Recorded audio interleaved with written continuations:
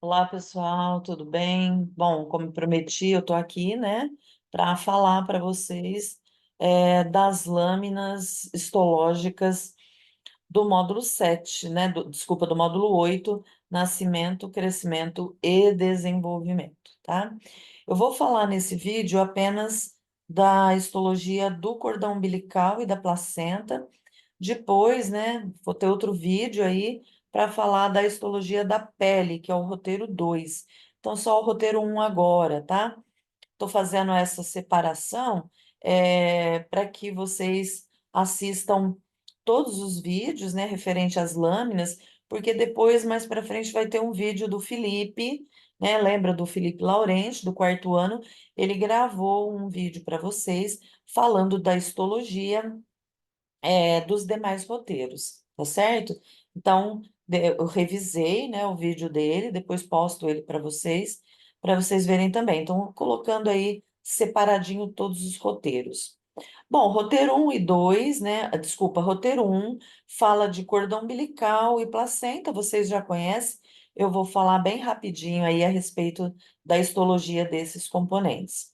O cordão umbilical, né? Vamos lembrar aí, ele é formado por um tecido conjuntivo bem gelatinoso, que é chamado de tecido conjuntivo mucoso, né? Esse tecido conjuntivo mucoso é esse que está presente aqui nessa imagem, e ele é chamado de geleia de Wharton, né? A geleia de Wharton, ela é circundada, ela é delimitada pelo epitélio amniótico, né? Então, que a gente chama de âmnion. Esse epitélio amniótico, lembrando, é um epitélio pavimentoso simples. E a geleia de Wharton, ela envolve os vasos do cordão, né? Os vasos umbilicais. Então, nessa imagem, uma artéria umbilical, tem outra artéria, né? Então, dá uma olhadinha lá na lâmina para vocês verem o formato da outra artéria. Então, são duas artérias e uma veia. Então, a artéria tem essa parede mais espessa, né? Ela é mais irregular, a artéria é mais irregular, mas o que importa aí é essa parede bem calibrosa, né? Essa parede bem espessa, composta aí principalmente de tecido muscular liso. No interior, hemácias, tá?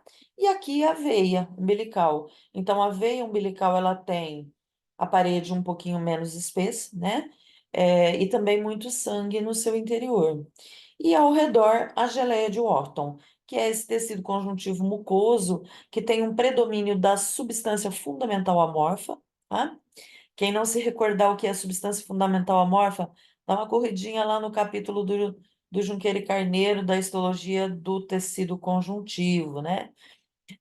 Essa substância fundamental amorfa, ela é particularmente rica em ácido hialurônico, né?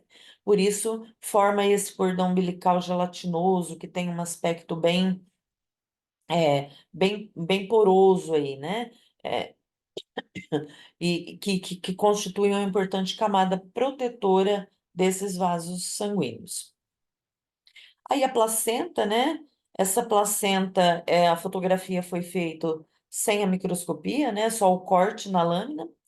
Aí a gente consegue ver o âmnio, né? Em volta. Depois, logo abaixo, a parte fetal, a parte materna, né? Da placenta, que é essa parte mais periférica, e a parte central aqui mais roxa, mais escura, por causa aí das células do sincistrofoblasto, né? Que são bem roxas, a parte fetal. Aí o âmnion, tá? Que vocês podem perceber que dá para ver aqui os núcleos do âmnio bem achatados, né? Essa parte roxa, mais periférica, bem achatada. E logo abaixo o córeo.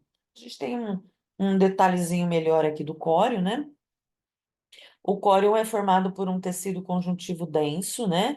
Então, esse tecido conjuntivo denso está logo abaixo do âmnio e entre o âmnio e a parte materna da placenta.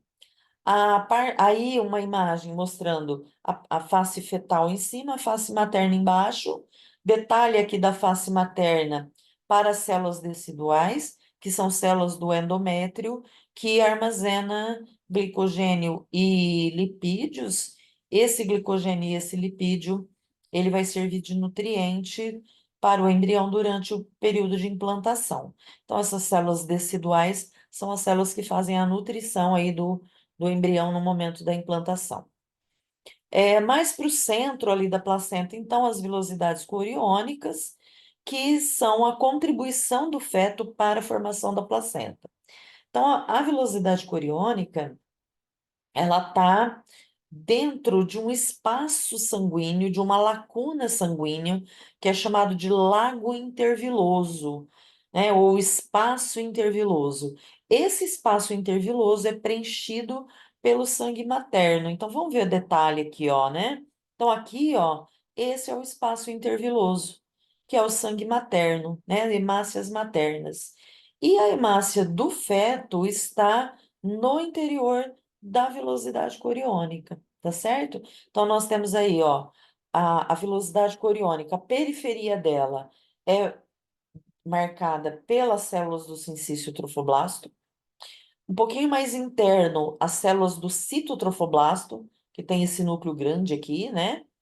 Depois, o mesoderma do embrião, o mesoderma embrionário, e no interior do mesoderma, a desculpa, eu falei mesoderma embrionário, né?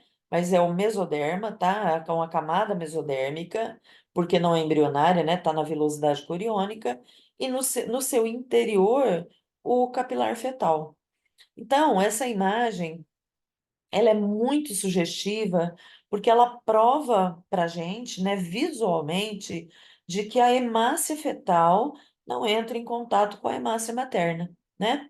Qualquer substância que atravesse o sangue materno para o sangue fetal e vice-versa, precisa atravessar as barreiras da membrana placentária.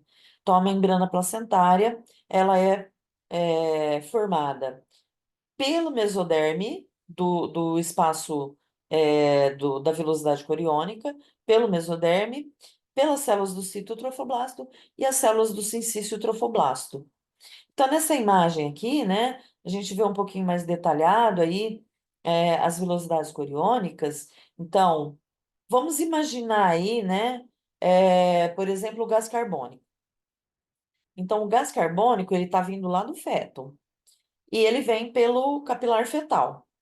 Para esse gás carbônico passar para o sangue materno, que vai eliminar ele, o gás carbônico vai ter que atravessar as células endoteliais do capilar, tem que passar pela mesoderme, tem que passar pelas células do citotrofoblasto, pelas células do sincício trofoblasto para atingir o sangue materno.